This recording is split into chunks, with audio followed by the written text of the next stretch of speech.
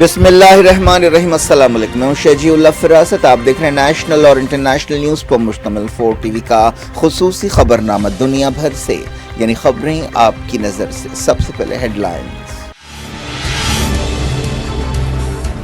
زی اور پوٹین کی گھنٹوں ملاقات، یوکرین جنگ پر چائنا کے امن منصوبے پر بات چیت۔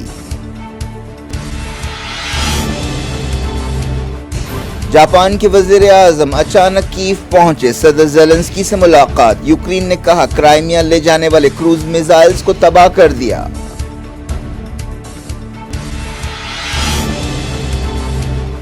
سعودی ایران سمجھوتے کے اثرات شروع، حوثیوں اور عدن حکومت کے بیچ قیدیوں کے تبادلے کا سمجھوتا۔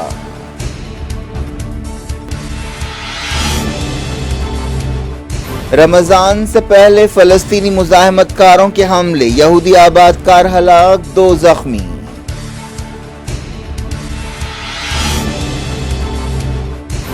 نتن یاہو حکومت نرم پڑ گئی، یہودی بستیوں کا قانون واپس، عدالتی اختیارات کم کرنے کے قانون میں تبدیلی، اپوزیشن مطمئن نہیں۔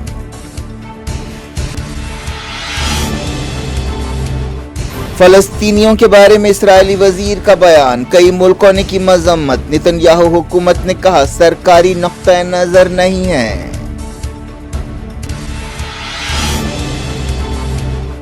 عمران خان نے کہا جان کا خطرہ ہے، شخصی طور پر عدالت میں پیش نہیں ہو سکتا، پارلیمنٹ کا کل خصوصی سیشن۔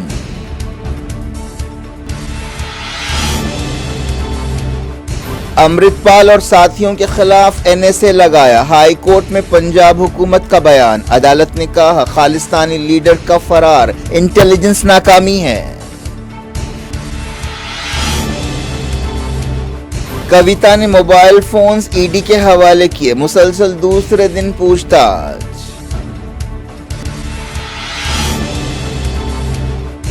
پارلیمنٹ کی کارروائی 7ویں دن ٹھپ، راہل نے کہا بیان پر صفائی کے لیے خطاب کرنا چاہتا ہوں۔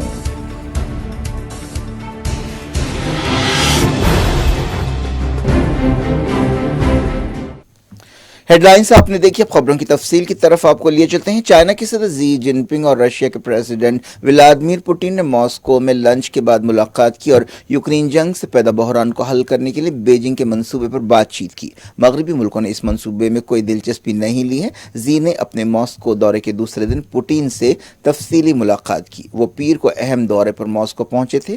ماسکو پہنچنے پر کرملن میں پوٹین نے ان کا استقبال کیا تھا اور انہیں پیارے دوست کہہ کر مخاطب کیا تھا۔ منگل کی ملاقات سے پہلے انہوں نے پیر کو رسمی بات چیت بھی کی جو 4 گھنٹوں تک جاری رہی۔ منگل کی ملاقات سے پہلے انہوں نے پیر کو غیر رسمی بات چیت بھی کی تھی جو تقریباً 4 گھنٹوں تک جاری رہی تھی۔ رشین میڈیا میں کہا گیا کہ زی نے پوٹین کو اسی سال بیجنگ دورے کی دعوت دی ہے جب سے یوکرین جنگ شروع ہوئی ہے۔ رشیا اور چائنا کے درمیان تعلقات مضبوط ہوئے ہیں۔ مغربی ملکوں کا کہنا ہے کہ چائنا رشیا کو ہتھیار دے رہا ہے جن کا استعمال یوکرین جنگ میں کیا جا رہا ہے۔ کرملن نے بتایا کہ پوٹین اور زی نے بیجنگ امن منصوبے پر تفصیل سے بات چیت کی، لیکن کرملن کے ترجمان ڈیمیٹری پیشکوف نے بات چیت کی تفصیلات نہیں بتائیں۔ انہوں نے کہا کہ کئی مسائل پر سنجیدہ بات چیت ہوئی اور کچھ دیر بعد ایک جوائنٹ سٹیٹمنٹ جاری کیا جائے گا۔ ڈیمیٹری پیشکوف نے پوٹین کے حوالے سے کہا کہ انہوں نے چائنا کے خیالات کا تفصیلی جائزہ لیا اور احترام کے ساتھ ان پر زی سے بات چیت کی۔ پوٹین نے زی سے کہا کہ وہ چائنا کی تجویزوں پر بات چیت کے لیے تیار ہیں۔ جاپان کے وزیر اعظم فومیو کشیڈا کیف پہنچے اور یوکرین کے صدر وولودیمیر زیلنسکی سے ملاقات کی۔ معلوم ہوا کہ جاپانی وزیر اعظم نے یوکرین سے یکجہتی کا اظہار کیا جس پر رشیا نے حملہ کیا ہے۔ کشیڈا نے کہا کہ وہ یوکرین کے بہادر عوام کی تعریف کرتے ہیں جو اپنے وطن کی حفاظت کے لیے ڈٹے ہوئے ہیں۔ جاپانی وزیر اعظم کا یہ دورہ اچانک ہوا۔ پچھلے ہفتے عالمی عدالت ICC نے یوکرین میں جنگی جرائم کے لیے پوٹین کے خلاف وارنٹ جاری کیا تھا۔ یوکرین کی وزارت دفاع نے کہا ہے کہ ایک حملے میں رشیا کے کروز میزائلز کو تباہ کر دیا گیا جنہیں ٹرین کے ذریعے کرائمیا لے جایا جا رہا تھا۔ رشیا نے 2014 میں کرائمیا پر قبضہ کر لیا تھا۔ یوکرین جنگ کے 391 دن پورے ہو گئے ہیں۔ اس دوران باخمت پر کنٹرول کے لیے لڑائی جاری ہے۔ بعض دوسرے مقامات سے بھی جنگ کی خبریں آ رہی ہیں۔ اس دوران رشیا کا ایک جنگی ہوائی جہاز بالٹک کے سمندر میں اڑتا ہوا دکھائی دیا جہاں پر امریکہ کے 2 ہوائی جہازوں نے رشین سرحد کے قریب اڑانیں بھریں۔ حال ہی میں رشیا اور امریکہ کے ہوائی جہازوں کے درمیان بلیک سی کے علاقے میں ٹکراؤ ہوا تھا۔ यूक्रेन, अमेरिका और बरतानिया ने चाइना के सदर जी जिनपिंग से कहा है कि वो अपने असर और रसूख का इस्तेमाल करते हुए पुतिन पर जंग खत्म करने के लिए दबाव डालेंगे। यमन में सऊदी अरब की ताईद रखने वाली हुकूमत और दारुल हुकूमत सना पर कंट्रोल रखने वाले हुसियों के दरमियान तकरीबन 900 कैदियों को रिहा करने के लिए एक समझौता हुआ है। इस सिलसिले में जेनीवा में 10 दिनों से बातचीत हो रही थी। यूनाइटेड नेशंस और international committee of red cross ने यह बात बताई। हाल ही में सऊदी अरब और ईरान ने 7 साल बाद सफारती ताल्लुकात बहाल करने का फैसला किया। अहदेदारों ने बताया कि हुसियों और सऊदी अरब की ताईद रखने वाली अदन की हुकूमत ने फैसला किया कि वो एक दूसरे की जेलों तक रसाई देंगे। इस सिलसिले मई में एक और मीटिंग होगी जिसमें मजीद कैदियों के तबादले के बारे में बातचीत की जाएगी। यूनाइटेड नेशंस के खुसूसी नुमाइंदे हांस ग्राउंडबर्ग ने कहा कि यह समझौता इस बात की अलामत है कि हालात सही समत में जा रहे हैं, जिससे बहरान हल करने में मदद मिलेगी। पिछले 8 साल से यमन जंग जारी है, जिससे मुल्क तबाह ताराज हो गया है और दुनिया में एक इंसानी बहरान पैदा हुआ है। ग्रैंडबर्ग ने कहा कि सैकड़ों यमनी ख़ानदानों के लिए आज बहुत अच्छा दिन है। बदकिस्मती से यमन में इतने अच्छे दिन नहीं आ रहे हैं जितने कि वो मुस्तहक है, इसीलिए इस कारनामे में शामिल तमाम लोगों को वो मुबारकबाद देना चाहते हैं। आज सैकड़ों यमनी ख़ानदान उम्मीद कर सकते हैं कि वो अपने प्यारों से मिलेंगे, लेकिन ये बात याद रखना बहुत ज़रूरी है कि जो फ़रीक कैदियों को रिहा करने के वादे कर रहे हैं, ये वादे सिर्फ एक दूसरे से नहीं बल्कि हज़ारों यमनी ख़ानदानों से कर रहे हैं जो लंबे अरसे से अपने प्यारों से बिछड़े हुए हैं।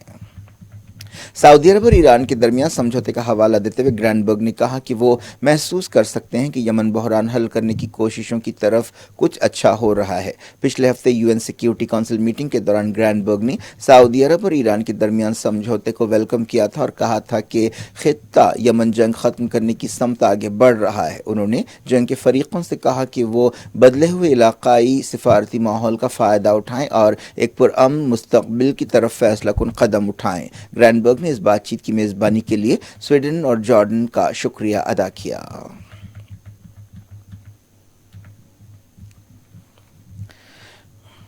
फ़लस्तीनी मुज़ाहमतकारों के हमलों में एक यहूदी आबादकार हलाक हो गया। फ़लस्तीन इंफॉर्मेशन सेंटर ने यह बात बताई। फ़लस्तीनी मुज़ाहमतकारों के ये हमले एक ऐसे वक्त हुए हैं जब रमज़ान शुरू होने वाला है और ऐसा डर है कि रमज़ान में इसराइलियों और फ़लस्तीनियों के दरमियान तनाव बढ़ जाएगा। बताया गया कि इन कार्रवाइयों के दौरान फायरिंग भी की गई और झड़पें भी हुई। 2 यहूदी आबादकार ज़ख्मी हुए। जिन मकामात पर झड़पें हुई उनमें मगरबी किनारे और कुद्स दोनों के इलाके शामिल है। बेंजामिन नेतन्याहू की कट्टर हुकूमत ने अदालतों के अख्तियारात कम करने के कानून को कुछ नरम करने से इत्तफाक किया है। मालूम हुआ कि इस सिलसिले में कानून में तब्दीली की गई है। नेतन्याहू हुकूमत ने एक नया कानून लाया है जिसके तहत अदालतों के अख्तियारात कम किए जाएंगे। नेतन्याहू पर काफ़ी दबाव है कि वो इस कानून को रोक दें। इसराइल में कई दिनों से इस मसले पर एहतजाज हो रहा है, लेकिन अपोजिशन लीडर्स ने कहा है कि वो तब्दीली से मुतमईन नहीं है और ये तब्दीलियाँ नाकाफ़ी हैं। इसराइली पार्लियामेंट ने मगरबी किनारे में यहूदी बस्तियों की तामीर से मुतालिक एक कानून को भी वापस ले लिया है। यह कानून दरअसल 2005 में मंजूर किया गया था, जिसके मुताबिक मगरबी किनारे के बाज़ मकामात पर यहूदी बस्तियां बसाई जानी थीं। यह कानून गाज़ा पट्टी के करीब वाक़ मगरबी किनारे के इलाक़ों के बारे में था। अरब मुल्कों ने इसराइली वजीर के एक बयान पर तनकीद की है और इसे काबिल मजम्मत करार दिया है। इसराइल के कट्टर नेशनल सिक्योरिटी मिनिस्टर बेजालिल स्मोट्रिच ने कहा था कि फ़लस्तीनियों के नाम से कोई लोग ही नहीं है। फ़लस्तीनी अथॉरिटी, इजिप्ट और जॉर्डन ने इसे नस्ल परस्ताना रिमार्क्स करार दिया है। अम्मान में सफ़ीर को तलब करते हुए इसराइल से एहतजाज किया गया। स्मोट्रिच बेंजामिन नेतन्याहू की हुकूमत के एक अहम वजीर है। उन्होंने पहले भी काबिल एतराज़ बयानात दिए थे। इतवार को पेरिस में उन्होंने कहा था कि फ़लस्तीनी नाम से कोई लोग ही नहीं हैं। जॉर्डन के एक ओहदेदार ने न्यूज़ एजेंसी रॉयटर को बताया कि इसराइल ने जॉर्डन को यकीन दिलाया है कि स्मोट्रिच का रवैया हुकूमत के नुक्ते नज़र का इजहार नहीं है। जॉर्डन के वज़ीर ख़ारजा ऐमन सफ़ादी को इसराइल के नेशनल सिक्योरिटी एडवाइज़र ने बताया कि इसराइल अपने पड़ोसी की खुद मुख्तारी और इलाक़ाई सालमियत का एहतराम करता है। फ़लस्तीनी वज़ीर-ए-आज़म मोहम्मद शती ने कैबिनेट की एक मीटिंग में स्मोट्रिच के बयान की मजम्मत की। United Nations secretary general Antonio Guterres के तर्जुमान फरहान हक ने भी स्मोट्रिच के बयान पर तनकीद की और कहा कि इससे कुछ हासिल होने वाला नहीं है। उन्होंने कहा कि फ़लस्तीनी अवाम का वजूद है और हम उनके हुकूक़ की तायद करते हैं और 2 रियासती हल के भी हामी हैं। यूरोपीय यूनियन के खारजा पॉलिसी चीफ ने भी स्मोट्रिच के बयान पर तनकीद की। जोसेफ बोरेल ने कहा कि ये रिमार्क्स नाकाबिल कबूल और ख़तरनाक हैं और उनका उल्टा असर पड़ सकता है। پاکستان کے سابق وزیر اعظم عمران خان نے چیف جسٹس سے کہا ہے کہ انہیں ویڈیو کانفرنس کے ذریعے کیس کے سلسلے میں پیش ہونے کی اجازت دی جائے کیونکہ عدالت میں ان کی جان کو خطرہ ہے۔ قوم سے خطاب کرتے ہوئے پی ٹی آئی لیڈر نے کہا کہ انہیں عدالت کے اندر ہلاک کرنے کے لیے ایک منصوبہ تیار کیا گیا۔ انہوں نے دعویٰ کیا کہ پچھلی سنوائی کے دوران نامعلوم لوگ عدالت میں موجود تھے جو انہیں ہلاک کرنا چاہتے تھے۔ پاکستانی پارلیمنٹ کا ایک سیشن چہارشنبے کو بلایا گیا ہے۔ پاکستان میں سیاسی بحران کے درمیان یہ سیشن بلایا گیا۔ حالیہ عرصے میں عمران خان کی تحریک انصاف پارٹی کے کارکنوں اور پولیس کے درمیان کئی مرتبہ جھڑپیں ہوئیں۔ امریکہ کے لاس اینجلیس میں ٹیچرز اور سٹاف کی ہڑتال کی وجہ سے اسکولوں میں تعلیم اور کام متاثر ہوا۔ اسکول ورکرز 3 دن کی ہڑتال پر ہیں جو تنخواہوں میں اضافے اور بہتر ورکنگ کنڈیشنز کا مطالبہ کر رہے ہیں۔ 3000 اسکول ورکرز کی نمائندگی کرنے والی ایک یونین نے ہڑتال کی اپیل کی تھی۔ کینیا کی پولیس نے کہا ہے کہ انہوں نے جھڑپوں کے دوران 238 لوگوں کو گرفتار کیا ہے۔ ان جھڑپوں میں کئی لوگ زخمی ہوئے جن میں 31 پولیس آفیسرز بھی شامل ہیں۔ نیروبی اور کینیا کے دوسرے مقامات پر مظاہروں کے دوران یہ جھڑپیں ہوئی۔ پولیس نے آنسو گیس اور پانی کی بوچھاڑ کا استعمال کیا۔ احتجاجیوں نے پولیس پر پتھراؤ کیا۔ یہ 6 مہینوں کی سب سے بدترین گڑبڑ ہے۔ پچھلے الیکشنز پر ایک تنازع پیدا ہو گیا ہے۔ ان الیکشنز میں جیتنے والے امیدوار پر الزام لگایا گیا کہ انہوں نے ووٹ چرائے ہیں۔ ایران کے سپریم لیڈر سید علی خامنائی نے فارسی نئے سال نوروز کے موقع پر اپنے پیام میں ملک کو پیداوار کے شعبے میں آگے بڑھانے اور مہنگائی کم کرنے پر زور دیا ہے۔ اس سلسلے میں انہوں نے ایک نعرہ بھی دیا۔ ایران اور بعض دوسرے ملکوں میں فارسی نیا سال نوروز جوش و خروش سے منایا جاتا ہے۔ اس سال سعودی عرب کے اخبارات میں بھی نوروز کے موقع پر خصوصی ایڈیشنز چھاپے گئے۔ حال ہی میں سعودی عرب اور ایران نے تعلقات بحال کرنے کا فیصلہ کیا تھا۔ اب لوٹتے ہیں انڈیا۔ پنجاب پولیس نے فرار خالصتانی لیڈر امرت پال سنگھ اور اس کے حامیوں کے خلاف NSA لگانے کا فیصلہ کیا ہے۔ حکومت نے ہائی کورٹ میں یہ بات بتائی۔ امرت پال کو پکڑنے کی کوششیں جاری ہیں۔ پنجاب حکومت نے ریاست بھر میں الرٹ اختیار کیا ہے۔ اس دوران برطانیہ اور اسکاٹ یارڈ میں ہندوستانی ہائی کمیشن کی طرف سیکیورٹی سخت کر دی گئی ہے۔ حال ہی میں لندن اور سان فرانسسکو میں خالصتان کے حامیوں نے انڈین ہائی کمیشن اور قونصلیٹ کی عمارتوں پر حملے کیے تھے۔ اس سلسلے میں برطانیہ میں ایک شخص کو گرفتار کیا گیا ہے۔ انڈیا نے ان حملوں کے سلسلے میں برطانیہ اور امریکہ کی حکومتوں سے احتجاج کیا ہے۔ دہلی میں دونوں ملکوں کے اعلیٰ سفارتکاروں کو طلب کرتے ہوئے احتجاج کیا گیا۔ پنجاب و ہریانہ ہائی کورٹ نے امرت پال کو فرار کا موقع دینے پر حکومت پر تنقید کی اور کہا کہ یہ انٹیلیجنس کی ناکامی ہے۔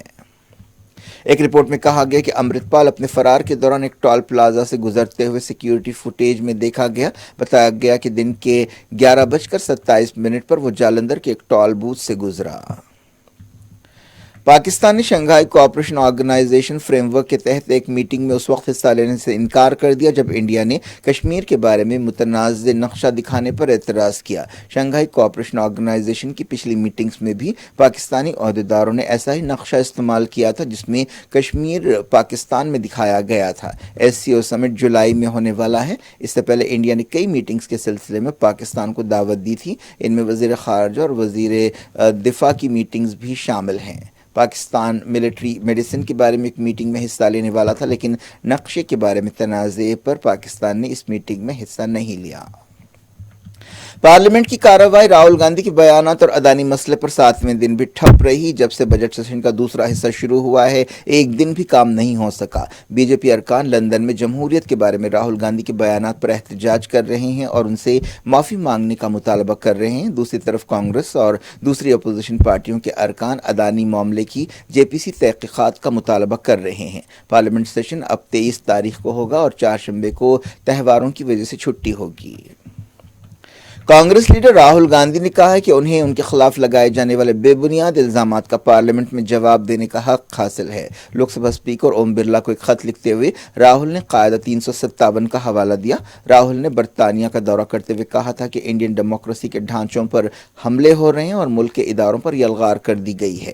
کانگریس نے کہا کہ راہل گاندھی اپنے ریمارکس پر صفائی دینے کے لیے لوک سبھا میں بولنا چاہتے ہیں۔ BJP کا کہنا ہے کہ کانگریس لیڈر نے انڈیا میں غیر ملکی مداخلت طلب کی اور انہیں معافی مانگنی چاہیے۔ 13 مارچ کو بجٹ سیشن کے دوسرے حصے کے آغاز کے بعد سے لوک سبھا اور راجیہ سبھا میں کوئی کارروائی نہیں ہوئی۔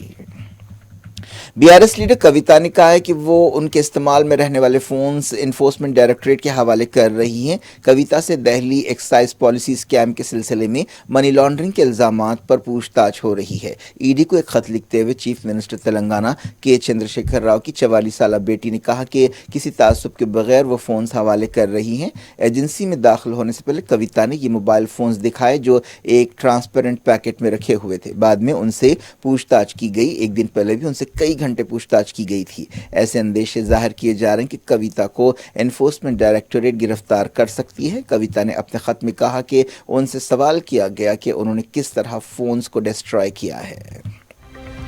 क्या कुछ हो रहा है आपकी दुनिया में, आखिर में हेडलाइंस दुनिया भर से एक बार फिर देखते हैं। जी और पुतिन की घंटों मुलाकात, यूक्रेन जंग पर चाइना के अमन मंसूबे पर बातचीत। जापान के वजीर आजम अचानक कीव पहुंचे, सदर ज़ेलेंस्की से मुलाकात। यूक्रेन ने कहा क्राइमिया ले जाने वाले क्रूज मिसाइल्स को तबाह कर दिया।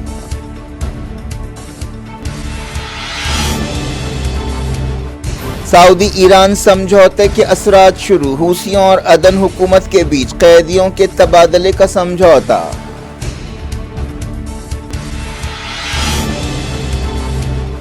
रमजान से पहले फलस्तीनी मुजाहिमतकारों के हमले, यहूदी आबादकार हलाक, 2 जख्मी।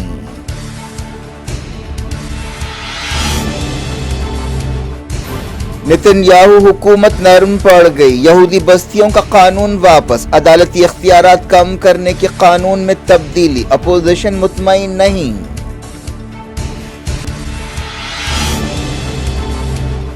फलस्तीनियों के बारे में इस्राएली वजीर का बयान, कई मुल्कों ने की मजम्मत। नेतन्याहू हुकूमत ने कहा सरकारी नुक्ता नजर नहीं है।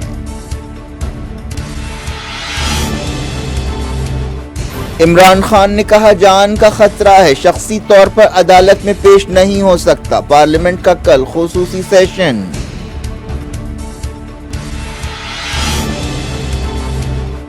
अमृतपाल और साथियों के खिलाफ एनएसए लगाया, हाई कोर्ट में पंजाब हुकूमत का बयान। अदालत ने कहा खालिस्तानी लीडर का फरार, इंटेलिजेंस नाकामी है। कविता ने मोबाइल फोन्स ईडी के हवाले किए, मुसलसल दूसरे दिन पूछताछ।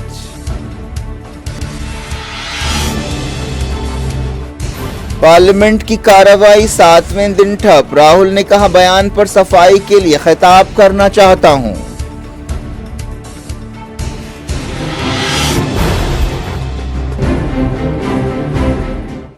ये थी आज की खबरें। शेजुल अफराज को दें इजाजत और अपना बेहद ख्याल रखें। अल्लाह हाफ़िज़।